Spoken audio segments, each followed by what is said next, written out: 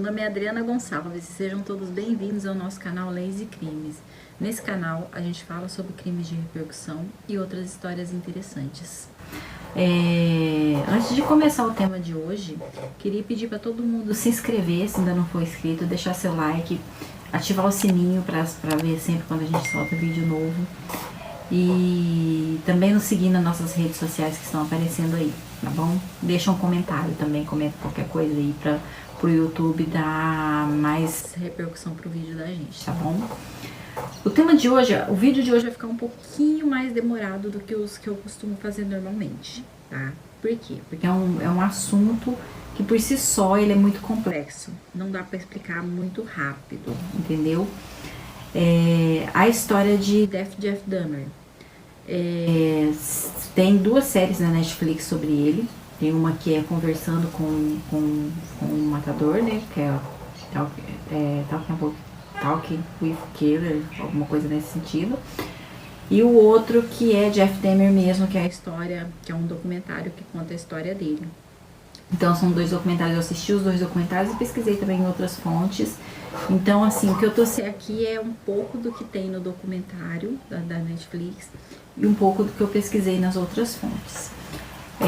Queria dizer pra vocês que é muito, muito, muito pesado. Eu tô acostumada a ver coisas assim e eu realmente fiquei chocada com o documentário, porque é bem pesado. Eu vou aqui omitir algumas coisas, porque simplesmente eu acho que não são necessárias a gente falar.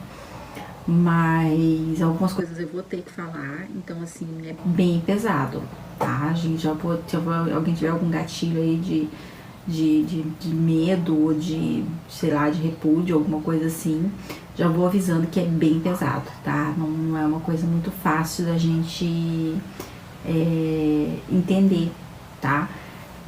Na verdade, no documentário dá a impressão que eles tentam entender a mente do Jeff, né? Mas é uma mente realmente difícil de você compreender e de entender. Jeff Lionel Dahmer, ele nasceu em 21 de 5 de 1960. Ele nasceu em Milwaukee, nos Estados Unidos. O seu pai chamava-se Lionel Dahmer e sua mãe se chamava Joyce Dahmer. O pai dele tinha uma descendência alemã com galesa e a mãe dele tinha uma descendência norueguesa com irlandeses. Depois de um tempo eles se mudaram para a cidade de Bath, em Ohio, onde o Jeff frequentou uma escola que se chama Rivier High School, onde ele jogava tênis e tocava clarinete. O Jeff teve uma infância, ele se descreve como uma criança que teve uma infância muito feliz, muito energética, que a gente vê no documentário que eles tentam passar essa imagem. Mas na verdade a infância dele não foi tão boa quanto ele tenta fazer parecer que foi.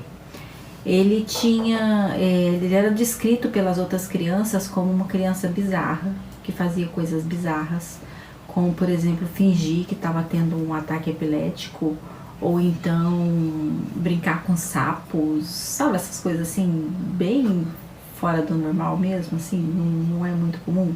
Inclusive tem uma ocasião que ele presenteou uma professora com um pote assim, sabe esses potes pote de maionese grandão assim, com um pote daqueles cheio de girinos, de sapo. A professora ficou meio tipo, né, tá me dando, mas tudo bem, vou pegar, não tem outra opção. Ela acabou pegando, ficando com aqueles bichos lá, mas ela não gostou não. Foi uma coisa que agradou ela muito. Não, aí um outro menino ou uma outra criança perguntou o que ela ia fazer com aquilo. Ela falou que nem sabia o que ela ia fazer com aquilo. E ela pegou e deu para essa outra criança brincar. E o Jeff viu essa outra criança brincando com esses girinos que ele tinha pegado lá para a professora. E ele perguntou para a criança: o que você está fazendo com isso? Eu dei para a professora, é dela. Aí a outra criança falou: não, mas ela me deu. Aí ele se sentiu magoado porque a professora deu o presente que ele tinha dado para ela, para outra criança.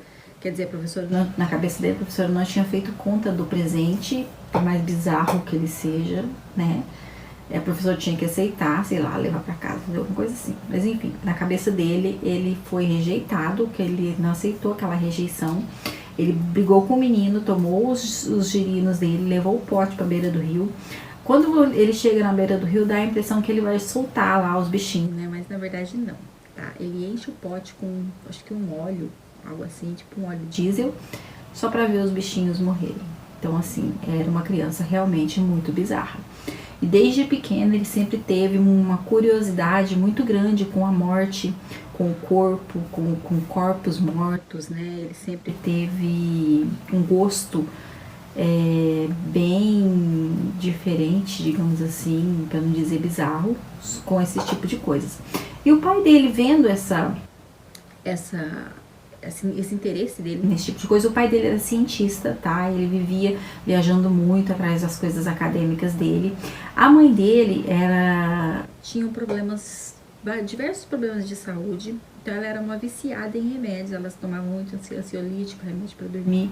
Inclusive, durante a gravidez dele, ela tomou muito remédio, né? Depois o pai até culpa ela, fala que é por culpa desse monte de remédio que ela tomou durante ela estava grávida, que a mente do Jeff ficou da forma como ficou. Mas ela era uma pessoa totalmente desequilibrada, só que o pai dele também era uma pessoa muito violenta, muito abusivo. Só que ele tinha o pai, aquela pessoa violenta e abusiva, como uma imagem que ele gostava, alguém que ele gostava muito. Por mais que o pai fosse violento e abusivo com a mãe, ele gostava muito do pai, ele gostava muito da imagem do pai. Então, o pai dele, percebendo essa curiosidade que ele tinha aí de um bicho, com coisas assim, começou a ensinar ele como preservar ossos de animais mortos. Então, eles começaram a pegar animais mortos na beira da estrada, eles passavam assim, passeando na beira da estrada, procurando animais mortos, gambá, cachorro, enfim, o que eles encontravam, esquilo, o que eles encontravam. E o Jeff já tinha esse hábito de pegar animais mortos e preservar, pegar os ossos dele e guardar. Diz que um dos amigos dele de infância disse que ele tinha uma coleção de cabecinhas de crânios de esquilo. Então, assim, ele já era bem bizarro antes do pai intervir. Depois que o pai interviu, então, ficou mais bizarro ainda, né? Aí o pai ensinou pra ele como conservar, como limpar, usar alvejante, usar os produtos químicos que tem que usar lá para poder conservar aqueles ossos. Então eles passavam nas estradas à procura de animais. Ele não matava os animais, tá? Eles só pegavam animais que já estavam mortos, geralmente atropelados, né? Na beira da rodovia. Levava pra casa, pra garagem. E lá ele dissecava aqueles animais, então o pai dele mostrava para ele que esse é um órgão, esse é outro órgão. E aquilo deixava ele muito excitado. Ele ficava extremamente excitado de ver as entranhas, de ver os órgãos, de ver as coisas que tinham dentro ali do bicho. Isso deixava ele muito excitado, ele ficava em êxtase quando ele via aquilo. Era uma coisa que ele se interessava muito e que ele gostava muito de fazer. E isso foi durante toda a sua infância, até a sua adolescência. Ele ficou, quando chegou na adolescência, na puberdade, quando ele começou a se interessar pelo teu interesse sexual, né, descobrir a sexualidade dele, ele se demonstrou homossexual. Só que acho que ele não conseguia aceitar muito bem isso. Ele viveu ali um período de não entender o que estava acontecendo com ele. E o pai uma vez levou ele para pescar e foi ensinar para ele como que limpava o peixe. Ele ficou totalmente, digamos assim, excitado de ver o pai tirar as tripas do peixe ali, aquela coisa toda. Ele descobriu que ele tinha uma excitação erótica vendo as coisas serem dissecadas e, enfim, era uma coisa realmente bem bizarra mesmo. Então ele entrou na adolescência, entrou na puberdade e começou a tentar se descobrir, né? E ele se descobriu homossexual, só que ele não aceitava muito bem essa ideia e principalmente a família dele também não ia aceitar, porque a mãe avó dele era muito religiosa. Só que quando ele chegou na adolescência, quando ele passou para ir para o ensino médio, a mãe dele simplesmente deixou a casa. Os pais dele se separaram, tá? O pai dele foi morar num hotel e a mãe dele ficou na casa com ele. Só que a mãe dele também não ficou na casa. A mãe dele pegou o irmão mais novo, que se chamava Daniel, colocou no carro e foi embora. Tomou um rumo desconhecido aí, deixou ele sozinho na casa. Então ele ficou na casa dele sozinho por alguns meses. Então foi a época que ele bebia muito, ele tinha um vício muito grande em álcool, então ele bebia muito, então ele ficou sozinho na casa aí durante esses meses bebendo e, enfim, fazendo outras coisas, que descobrindo a sexualidade dele. Então ele ficou nessa casa 6 meses, a casa virou uma bagunça. E até que um dia o pai e a atual madrasta, que era a atual mulher do pai, chegou na casa e falou que não tinha condições dele ficar daquele jeito, porque era bizarro, ele ficava naquela casa cheia de bebida e, enfim. E mandaram ele para uma faculdade, era a faculdade de Ohio, estadual de Ohio. Só que na faculdade também ele não se deu muito bem, porque ele continuou bebendo muito. Então as notas dele eram muito baixas, até que o pai dele foi chamado lá e ele foi expulso da faculdade, conseguiu ser expulso da faculdade porque ele simplesmente não estudava.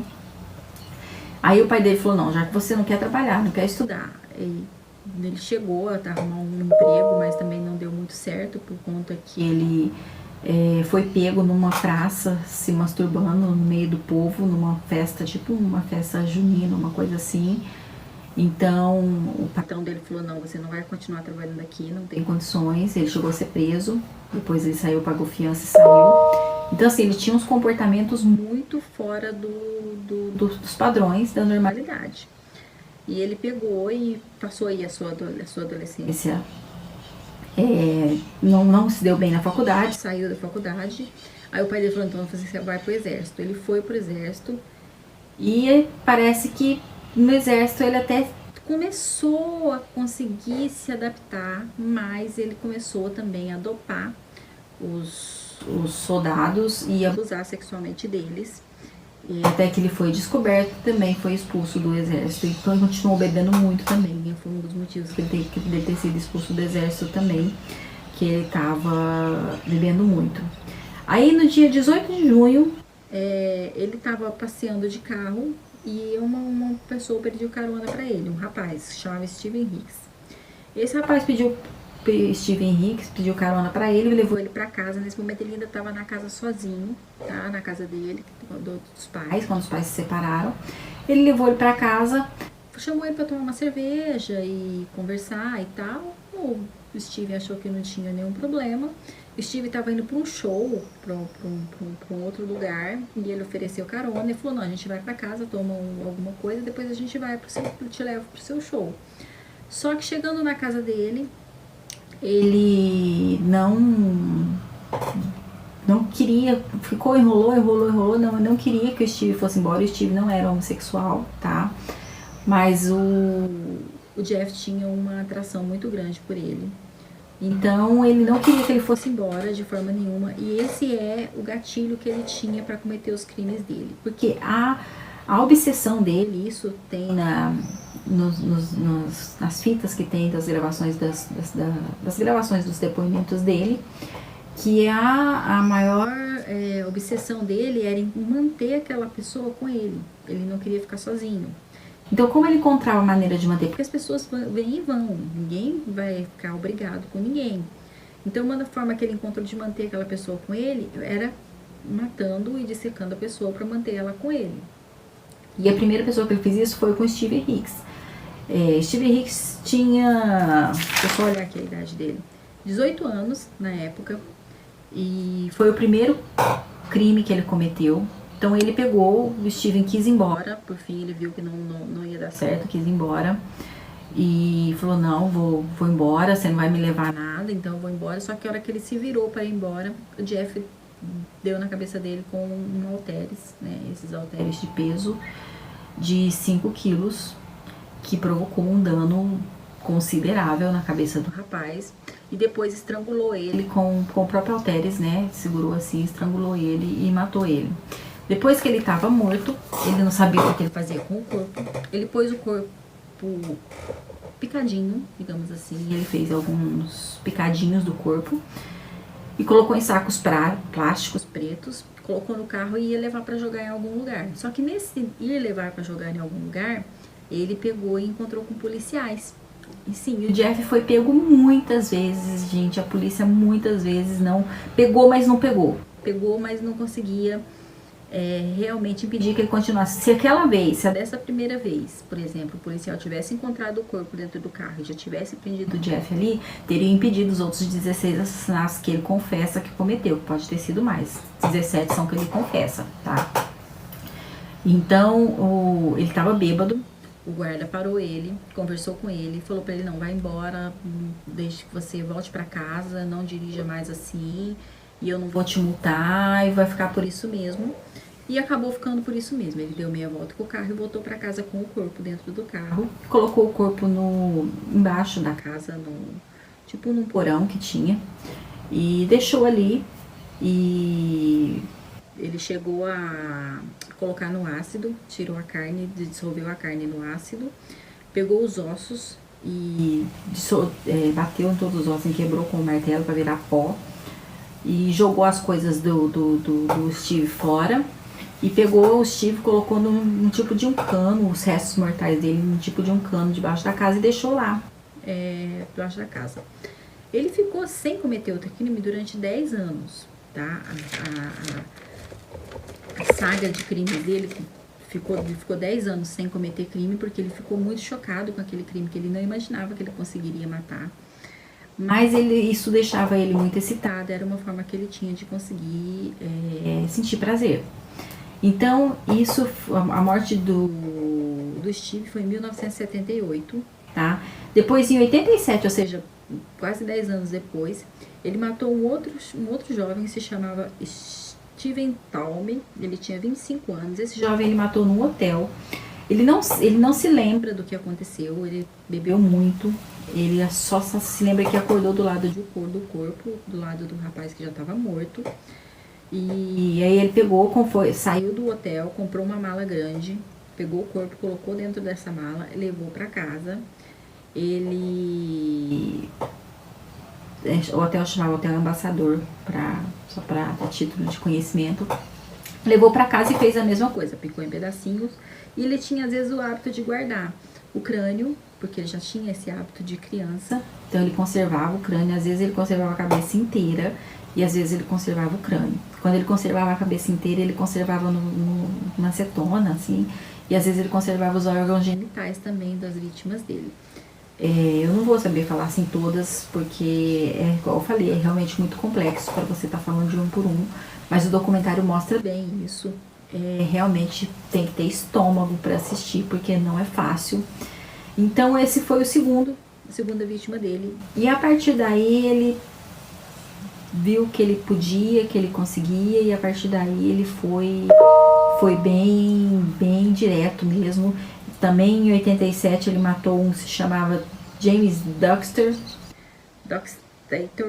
de 14 anos, era um jovem, que ele também conservou o crânio, tá? Era uma das vítimas mais jovens do Jeff. Depois, em 1988, ou seja, um ano depois, ele matou o Richard Guerreiro, de 22 anos.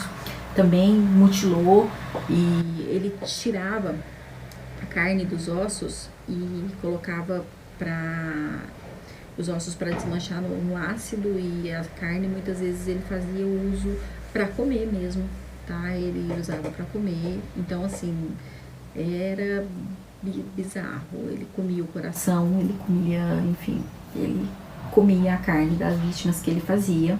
Também em 89 ele matou Anthony Sears, de 24 anos. Esse ele já morava com a avó, que o pai dele tirou ele da casa quando ele estava sozinho, pôs ele morar com a avó.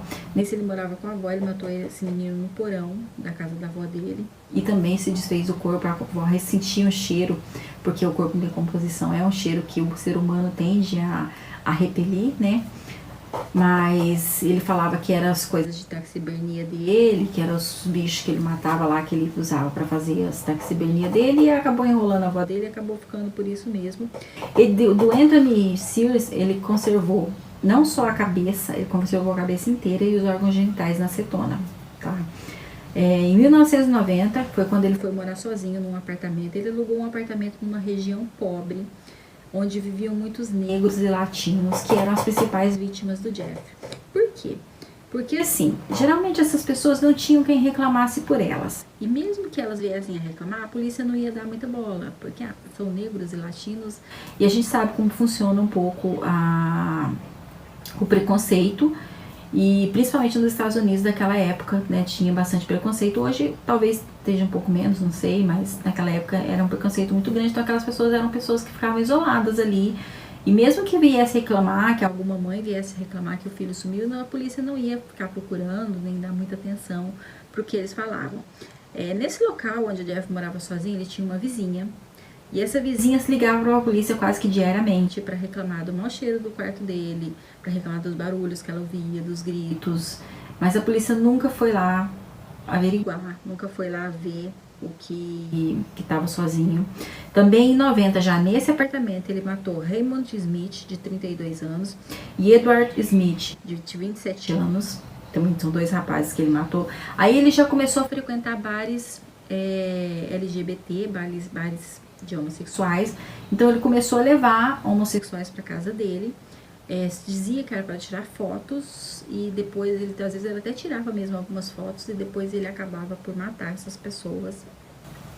E também em 90 ele matou Ernest Miller, de 22 anos. Esse ele não estrangulou, tá? Ele cortou a veia mesmo do pescoço. E ele guardou o coração e o bíceps pra comer depois. Tipo assim, bizarro. Tudo bem. Depois ele encontrou num shopping, também no ano de 1990, ele estava passeando no shopping. Ele encontrou o jovem David Thomas, de 22 anos. Conseguiu com a mesma conversa, vamos lá em casa tomar uma cerveja, vamos nos conhecer, e coisa e tal, coisa e tal. Levou o jovem para casa dele também e acabou com a vida dele lá. E fez as mesmas coisas que ele sempre fazia, cortava em pedaços, colocava alguma parte da carne ele guardava, outra parte ele colocava em ácido e deixava decompor.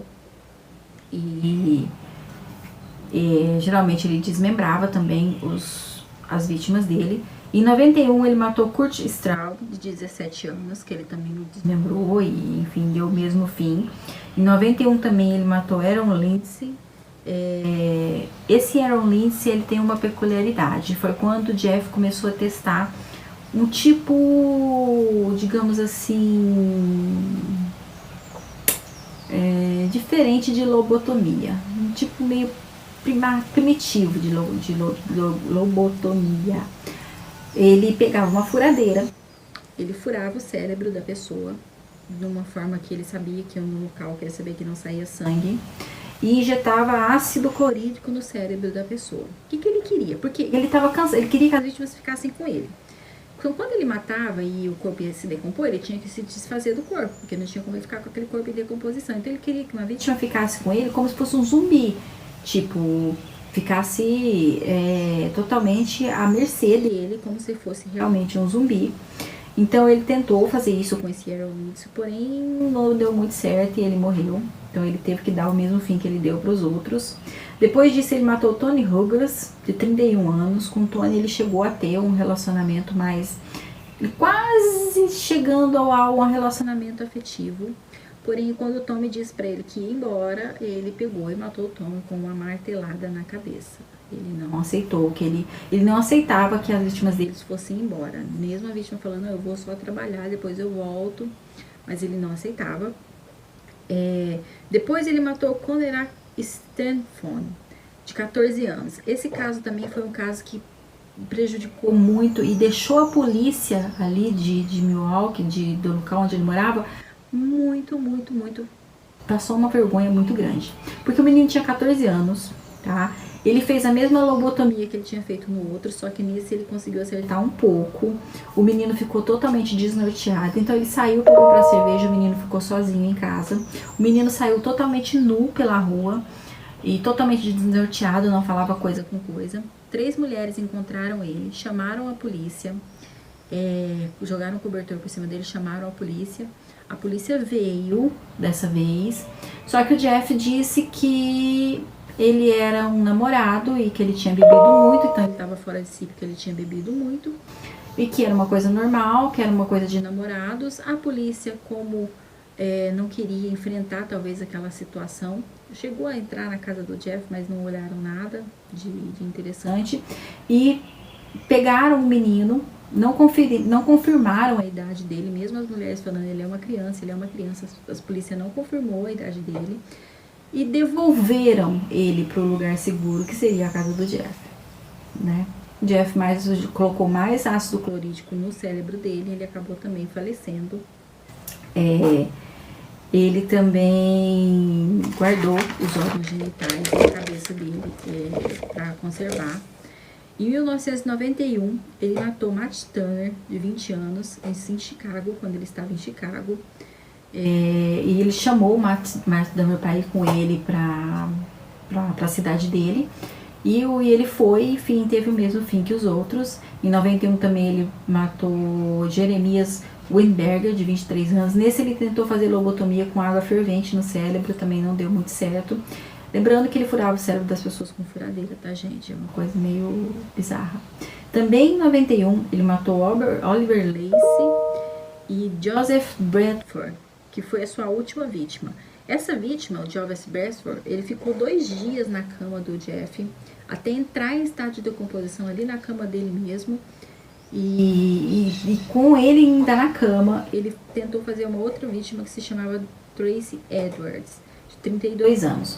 Só que o Tracy, ele teve mais sorte, ele foi o único que teve sorte, na verdade. O Tracy, quando ele viu que ele foi para casa com ele para tirar as fotos e recebeu o dinheiro que ele oferecia em troca das fotos, ele começou a fingir que era amigo dele e tal. O Jeff pegou, algemou uma das mãos dele, não conseguiu algemar as duas porque ele resistiu. E ele começou a fingir que era amiga dele, ele já percebeu que a coisa não estava muito certa. Ele percebeu que tinha um mau cheiro muito grande no quarto, que tinha, né, uma decomposição ali no quarto.